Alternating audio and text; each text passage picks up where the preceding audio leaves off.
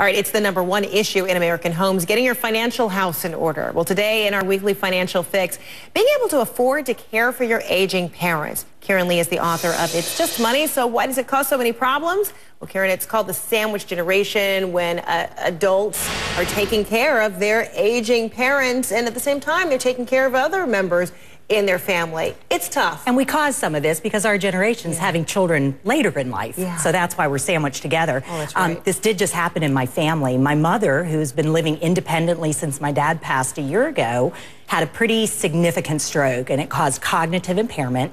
And she went from a woman who was driving 45 minutes to the airport in her SUV to come get us when we would come in to visit, to needing 24/7 care. So, and you found out how costly it is, well, and really how difficult it is. Shocked. Wait till I share with you the cost of these things. But also, there are 3 children, but all of us are still working. We're not ready to retire, and I still have 2 teenagers at home. And so a lot of folks may think, okay, well, there's Medicare, you know, for my aging parents, and there's going to be that kind of health care. How much can you lean on that? That's what I wanted to start with, was the Medicaid system, which is a subset of Medicare, and it is run at the state level, but it's really for impoverished people. So there are income and asset limitations that you must qualify for in order for Medicaid to cover this.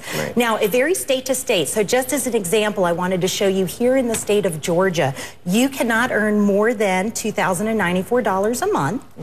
And if you're an individual, you can't have more than $2,000. As a couple, $3,000. Now, my concern there is a married couple that does have some savings. Which is so fascinating, because a lot of folks will think, okay, well, my parents, if they have their home or it's paid for, or etc., they've had careers, they have all of these other things in place, but that ultimately ends up working against them as it pertains to care. You would have to spend that down in order to qualify for Medicaid. And then, again, if you're part of a couple, you're leaving that other person without much. And the reason why we're even talking about that is because even if you had all of those other assets, trying to afford the care per month is still, I mean, it's crippling. It's so expensive. Let's talk about the actual cost of care. I looked at a national average study that was done by Genworth, and in-home care, hourly rate is $19 an hour. So let's say you do have a child that can move in and be the nighttime care, but they want to go to work 10 hours a day. That 10 hours of care a day is going to run $69,000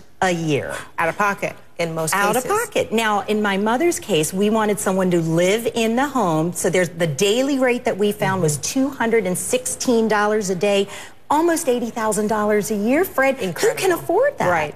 It is incredible. Most people can't. So then how do you plan for that? Well, and let's just quickly touch on nursing homes, which I always thought were less expensive than live-in help. Nursing homes are running for a semi-private room, $70,000 a year. For a private room, almost $78,000 a year. Assisted living is more reasonable at $39,000 a year, but this is when your parents still can do some care for themselves. So what do you do? How do you plan? How do you plan? So the first thing, of course, is long-term care insurance, and it is a very good option, but understand it's expensive, and you got to be healthy to qualify for it. So start with this. Ask your parents, do you own a long-term care policy? Hopefully they do.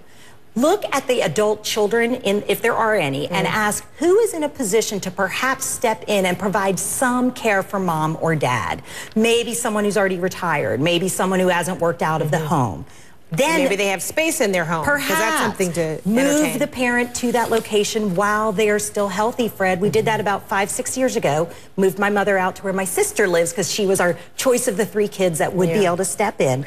Now, here's an idea for people our age. Let's say your parents don't have the insurance, but are healthy enough to get it, but can't afford it. The adult kids could chip in together and pay those premiums on a long-term care policy for the parents. And I highly encourage it, because so hopefully all the siblings are in a position to be able to do that. Because if your parents can't afford the care, it's going to come out of your pocket, It is, and you got to take care of your parents. And last but not least, for those who are listening who are 40, 50 years old, don't wait till you're 60 or 70 to buy it for yourself.